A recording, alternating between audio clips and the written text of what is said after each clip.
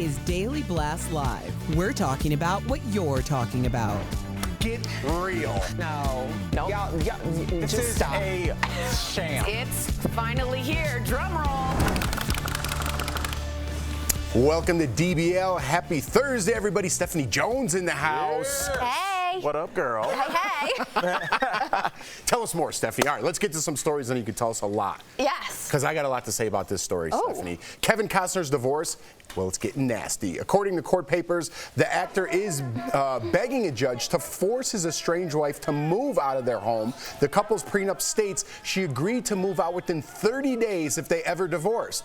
But she hasn't. The 10-acre California mansion is worth $145 million, and Kevin says he has given her just under $1.5 million to relocate. This is Kevin's second divorce. His first one resulted in one of the most expensive celebrity divorces of all time. She was awarded $80 million. Why get married a second time, Stephanie Jones? Because he believes in love. Oh, boy. What's wrong with $80 million married love? I think I fell out of love. But this is Kevin Costner, you know, like, he's made many movies. He's made Yellowstone since. I mean, who Are you a fan?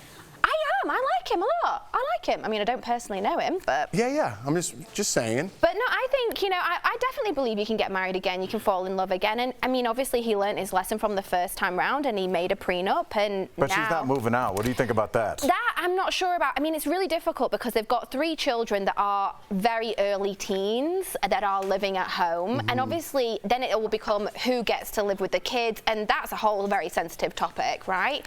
And no parent is going to want to leave their children. Absolutely. Like, if, you know, that's going to be hard. But he has got multiple residences that are all very extravagant. And I'm sure they could come to some agreement where maybe he could stay in one place and she could stay in another until the divorce is finalized, because this isn't going to be quick. Yeah, I'm being funny a little bit, but there are children involved. Yeah, right? there are 3 children involved, and I would assume that her attorney is telling her to stay in the family home because it isn't any benefit for either party to leave the family, to vacate the family home during a divorce.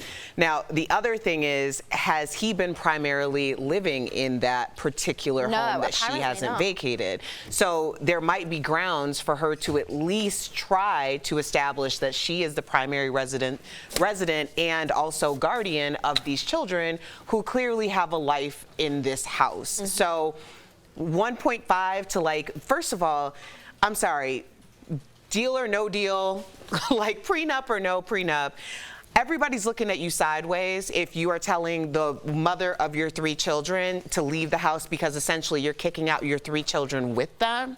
So that's something to be said in itself.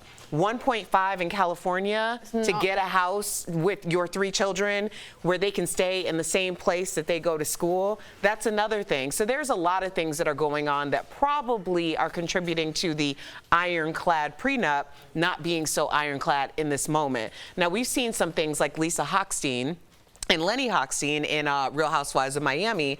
He had an ironclad prenup, and she stayed in the home, and she stayed in the home for many, many months past what the ironclad prenup stated. And eventually, I believe she since left the residence. But other than that, it's like, it's not really that clear, especially when there's children involved. It's just tough because, I mean, I think the ironclad prenup is clear. I think what the harder part is do you want to have your wife do the perp walk out of your multi-million-dollar mansion? Do you want to have to get police involved? Probably not. That's going to be really ugly. But at the same time, I'm hoping, Erica, I'm hoping against hope that the 1.5 is just the base for a residence, and she is going to walk away with... I'm sure it's just literally a relocation until things are finalized. So, look, we are divorced now. We don't know who's at fault. Sometimes nobody's at fault. But that's his place. That's what he's earned in his lifetime, and that's the place that he has been able to afford. And the idea that because their kids live there, she gets to stay there is like the antithesis of what divorce is. Divorce is you go away. And you go away. That's what it is. I mean, it's unpleasant. They put a lot of legalese in it, but at the end of the day, it's like, you go over there now. And she's not doing that part. She's just saying, but I want to stay here. And the divorce is like, I know, but you got to go over there. Yeah, and she's not going over there. She couldn't even get that guest house for 1.5 on that property. No not way. even close. Not even close. All right, so last night, stars gathered for the premiere of Indiana Jones and the Dial of Destiny. I'm looking forward to this. Harrison Ford walked the red carpet with his wife, Calista Flockhart. He also reunited with Kiwi Kwan, who starred in The Temple of Doom, if you remember, when he was just 12. And it's been 40 years since that movie was released. Harrison said this will be his final movie playing Indiana Jones. But what do you guys think? Can another actor play Indiana Jones? He's been playing it for so long, 40 years ago. Could they do what the Bond franchise did and kind of switch over? I think they started doing that with Shia LaBeouf? Shia LaBeouf, yeah, because they set him up to be Indiana Jones' son. I don't know what happened. That didn't work out. I think those tanked is what happened. And maybe, I don't know, Steph, is this one of those franchises that just it has to be him? Because they were able to flip out Batmans, they were able to move around James Bonds, but it just seems like anytime they try and put somebody other than Harrison Ford, it's a problem. If it was me, because of course I would have that power and decision, but I would do like a pre-Harrison Ford becoming Indiana Jones, like him like growing up, how he got into being into, you know, all these crazy adventures, becoming an explorer, and it gives someone a new or a less of a known name a chance. I think because Harrison Ford didn't. But that would be his dad. Remember That's a good point. The British guy? He played his dad. Oh. Sean Connery was his father. So that's kind of where. Did you get what I was doing with that accent? I thought it was pretty good, to be honest with you. Luckily, our executive producer did. Sean Connery. Yeah, I thought it was pretty good. But he played Harrison Ford just to catch the audience up. So it'd be maybe that character as a kid. I think him as a kid growing up and like, you know, when we saw Lara Croft in Tomb Raider and we saw the background history of her and her life, I think that'd be more interesting. But otherwise, no, leave it alone because things get dragged out. And that's the beauty of Indiana Jones. It is that beautiful relationship with those two characters, with Kiwi, and it is Harrison Ford.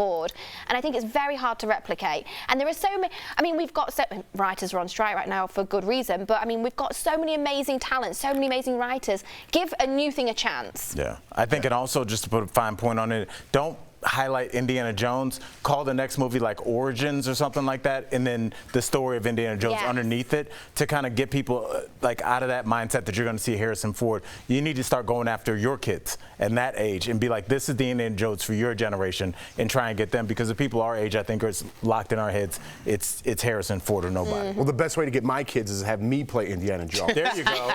So there we go. Super Mario plays Indiana Jones. Oh, you mean Chris Pratt? Yeah, not really, but I was like really the character of Super Mario, but like somebody that they recognize. Yeah. Well, Chris Pratt would be great, but he's in too many things. I think he'd be a great Indiana Jones, but he's getting a little overplayed. I think give someone new a chance, you know?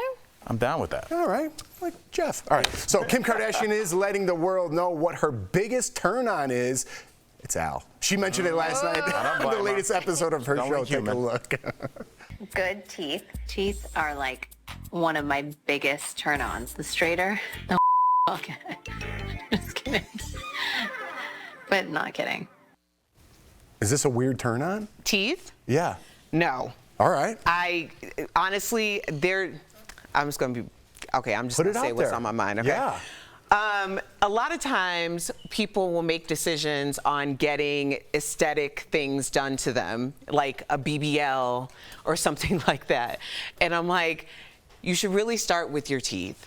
Because I'm being honest. I'm with you. If you're going to invest in an aesthetic change to your body, you should start with your teeth, because your teeth are going to make you more money. It's going to give you more access to things that you'll be able to do those things later. I'm just telling you, this is as someone who has a nice size sedan in my mouth, because I had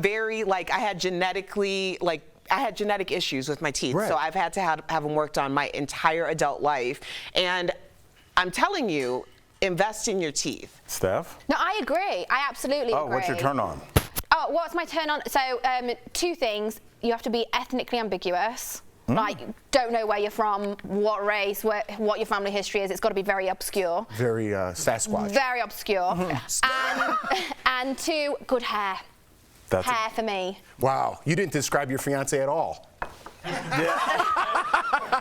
That's exactly him. No, if you look at my past history, they're very similar. They are. Very similar. All right, guys. Coming up on DBL, our interview with the stars of Wes Anderson's new film. Scarlett Johansson and Jason Schwartzman will be here. And do you remember when Kesha was snubbed by Jerry Seinfeld? She's talking about this embarrassing moment that happened 6 years ago. Next. DBL, This show is amazing. There's a lot going on down here. I would have been part of the Mile High Club. Yeah. So on point. But I'm gonna have a conversation about what's happening now. Or like early on, wasn't he? He was in a series that aired called Young Indiana Jones Chronicles. But wasn't he It was a series. was he in an early like Temple of Doom or something like that? Are you Are you talking? sure? I'm like, are you talking to me? What movie am I thinking of that he was in? So the teeth thing, I understand. I just thought he was And the star it's a of the Young weird Indiana thing to have a Jones conversation about because Chronicles. people get A very Spielberg So that's what's upset gonna and come up. offended. And I understand like it's a very sensitive thing, but I can understand that being a turn on for a lot of people. Yes, and also, Erica, for as much as people get upset and offended, there's a reason that Smile Direct Why do I Club and remember that? I'm Invisalign thinking of something else. exists because a lot of people want to fix their teeth. And it's this, for as much as we want to be as evolved as we want to say that we are, human beings are very visual. And if you come and you want a job at my company and I see... It's your health, it's so important. It's and like your teeth are a really big part of your face. He portrayed Young Like Indiana your Jones nose, in your the teeth, box it's like office you hit focus. Indiana And when Jones you and the are Last looking at someone Crusade. talking, you tend Yeah, to look remember, at their like, when mouth. he was like I that? do anyway.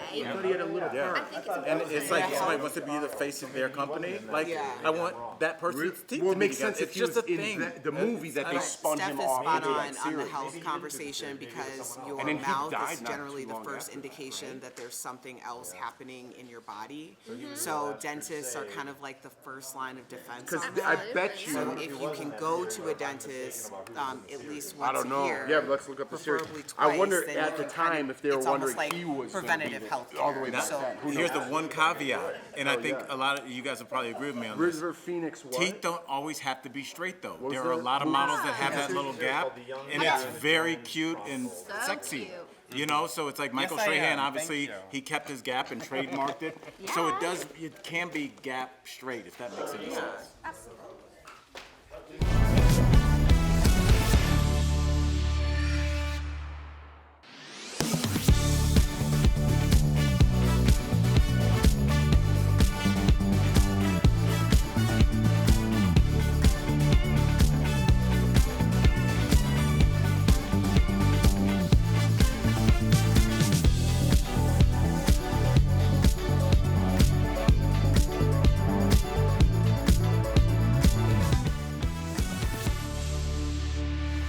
Welcome back to DBL. It's a snub that just won't go away. The singer Kesha was snubbed by Jerry Seinfeld back in 2017 at a charity event, but the moment is going viral again after she was asked about it on a podcast this week. So before we hear how the moment affected her, let's show you that snub again. Take a look. Most of the time. I love you so much. Oh, thanks. Can I give you a hug? No, thanks. Please? No, thanks. A little one. Yeah, no, thanks. Oh. That was very Jerry. Kesha was asked about this snub on the Best Show podcast. Cool name. She said she was a huge fan of the show Seinfeld and watched whenever she needed to go to her happy place, and here's what she said about it. And I got really excited because he brings me peace and love and all things good in the universe. And then he didn't hug me in front of cameras. And it was like the most depressing and hilarious, but also so sad. It was like the saddest moment of my life. All right, can I kick things off? Because I'm a huge Seinfeld fan. That moment, she was in the TV show Seinfeld. If you're a fan of Seinfeld, he was playing Jerry because he's kind of a germaphobe. He's like, no thanks. She was a part of the episode. That should be a good memory, not a bad one, in my mind. Yeah, well, you know, if you're really, obviously you're very enthusiastic in the moment. It's a carpets, there's a lot going on. I actually had a very weird moment on the carpet for BravoCon because Andy Cohen was walking the red carpet and he stopped to talk to me, and we had quite a bit of time. So I got so comfortable with him that at one point I went to put my hand on his shoulder because we were like having a conversation, and as I went like this, I went up and just put my hand back because I'm like, not everyone wants to be touched, and I just self-corrected in the moment where we both just kind of looked at my hand like, go back, because I was like, I'm sorry, I almost touched you, and that was really weird. At that point, you got to touch the shoulder. No, I didn't want to touch him because I'm like, you know, not everybody wants to be touched. I think the hug request is out of line. I really do. What do you think? Because I'm just like, a lot of people don't want to be hugged. A lot of people don't want to be it's just, in this, I'm a hugger, but I do understand. I had to learn that just because because it was like her, everything was I. Sometimes not about you. Sometimes they don't want it. It definitely was an ego moment for her. I think when she said if that's the most depressing thing that's ever happened in your life, I mean, pretty nice which life. We know it's not. She's had some major problems, so she's clearly joking. But I think it's more the fact that there's the cameras there and people are watching, and that became a very big moment. And let's be honest, you're going to feel a bit sad if you go to hug and your hero and they're like, no thanks. But he was really polite about it. He was really polite. I think he was playing his character because that's exactly how he is on the show. And I'm sure if they ever met again, her dreams would come true and he'd be like, you got it. We'll be right back. Buying products online can be a big win or a major disappointment when it comes to shipping, quality, and price. But what about your privacy? Many Verify viewers have reached out with concerns about Teemu, an online discount marketplace, including whether the company is selling your personal data. Using these sources, here's what we can verify about Teemu. Yes, Teemu.com is a legitimate company. The direct-to-consumer business allows people to buy directly from manufacturers in China, while Teemu handles the shipping and logistics. But that doesn't mean everyone's had a great experience with Teemu. According to the Better Business Bureau, Teemu has a C+ rating, and in 2022, the company had more than 400 complaints filed against them. Many of them are about poor quality of products, shipping, or the delays people experience in getting refunds for items they didn't get or items they returned. And now for the answers you've all been waiting for. Yes, Teemu does collect your data, but before you freak out, Teemu has the same policies as other e-commerce sites like Amazon, Shein, and Wish. The company collects your contact, payment, and demographic info, personal government-issued identification numbers, if you give it to them, as well as any user-generated content on your phone, like photos, videos, and audio recordings. Teemu says it doesn't sell users' personal information, but it does share your information with a number of entities, like payment processors, advertising partners, and third parties that may be involved in promotions and marketing. Teemu also provides user data directly to the seller of the product being purchased. Next, yes, Teemu is owned by a Chinese company, but Teemu's website doesn't say anything about Chinese authorities having access to a user's private information. PDD Holdings, which owns Teemu, also owns Pinduoduo, another online shopping app that is primarily used in China. In March, Google warned Android users against downloading that app and suspended it from the Play Store after malicious software was detected. With your Verify, I'm Ariande Till. We're not there. The car exploded. Come get the girls. I have to stay here with Woodrow. I'm not the chauffeur. I'm the grandfather. Where are you? Asteroid City, Farm Route 6, mile 75.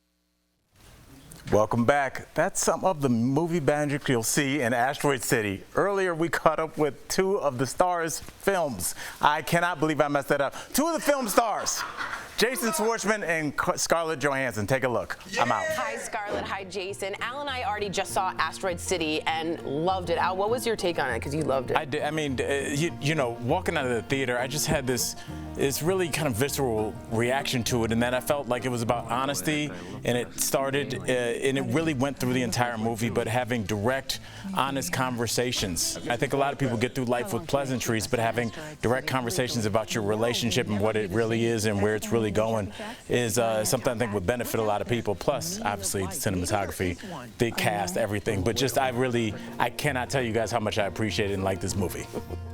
Oh, That's thank so you. fun. I love that's a great feeling about it. Thank you. But I want to ask you guys, like, tell our audience what makes Asteroid City different from all the movies we've seen you in thus far. I don't know. I think this film, I mean, there's something unique about the setup of this film, which is that it's the premise is a television show about the making of a play. Holy Toledo, that's Mitch Campbell. You're very good in the one about the tramp in the brothel who gets amnesia and becomes a pediatrician. You were very awesome. Actually, maybe my favorite character ever. I don't know why nobody else liked it. And we all play actors that are also playing characters in the play. And so that in itself is kind of an unusual setup, just because we all are playing at least two-ish people. And I think this film is really I think it represents where Wes is at in his midlife and his mid-career. It's got, it's a lot of these kind of existential, anxiety that I think that we all are feeling, and it feels very much a part of the zeitgeist, I think, in that. Yeah. So it's definitely, it's not like, it's very unusual, I think. It's a kind of singular movie. It is. It's like stands alone. Jason, some people grab onto the physicality of a character, some the words. What did you grab onto with your character that got you in that character? With this character, well, the physicality was a big thing. Wes had this kind of abstract desire in the beginning to do something that said, I want to do something with the character that's like a thing, like a way, bring in some other aspect of it that we hadn't ever tried to do before. And so we were talking about prosthetics and various things. And ultimately we landed on this idea of trying to have a very still face, which is not easy for me to do. So we had these prosthetic, these jaw things made that would clamp my jaws closed. Oh, no. Oh. My top. Yeah, so I talk like this, and that once that was figured out, that really was the most helpful thing to the character. If I move my face too much, I don't feel like I'm able to be this gentleman. I do a nude scene. You want to see it? Huh? Did I say yes? You didn't say anything. I meant yes. My mouth didn't speak. That's so interesting. I love that. I love that. Yeah. Scarlett and Jason, thank you so much for joining us. DBL Nation Asteroid City is in theaters June 23rd. Yeah. We'll be right back. Thank you, guys. Thanks, guys. Thank you. Thank you.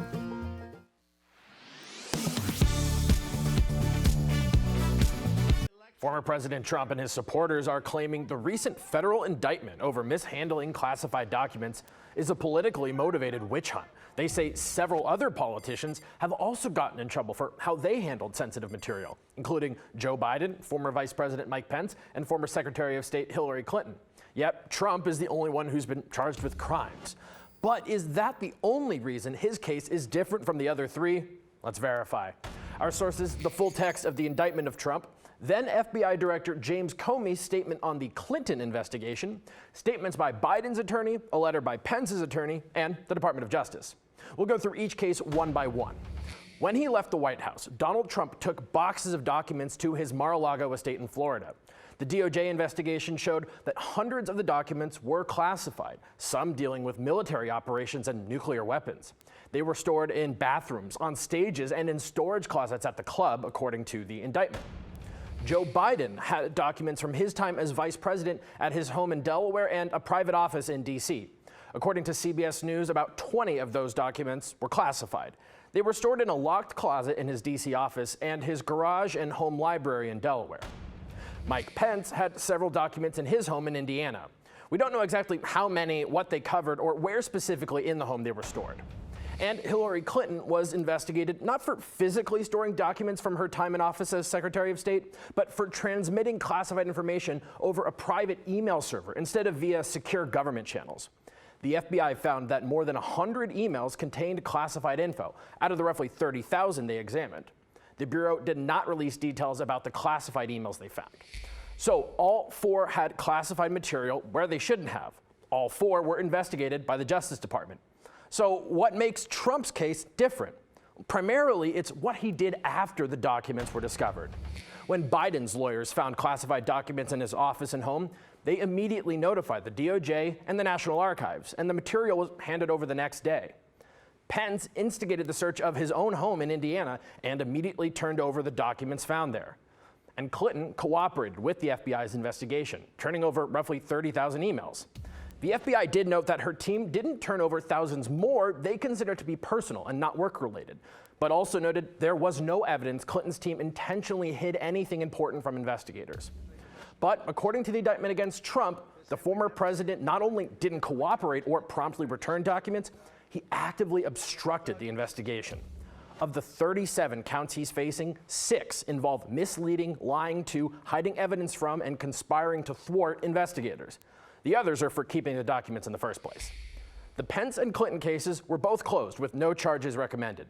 A DOJ special counsel has been assigned to the Biden investigation, which is still ongoing. With your Verify, I'm Casey Decker.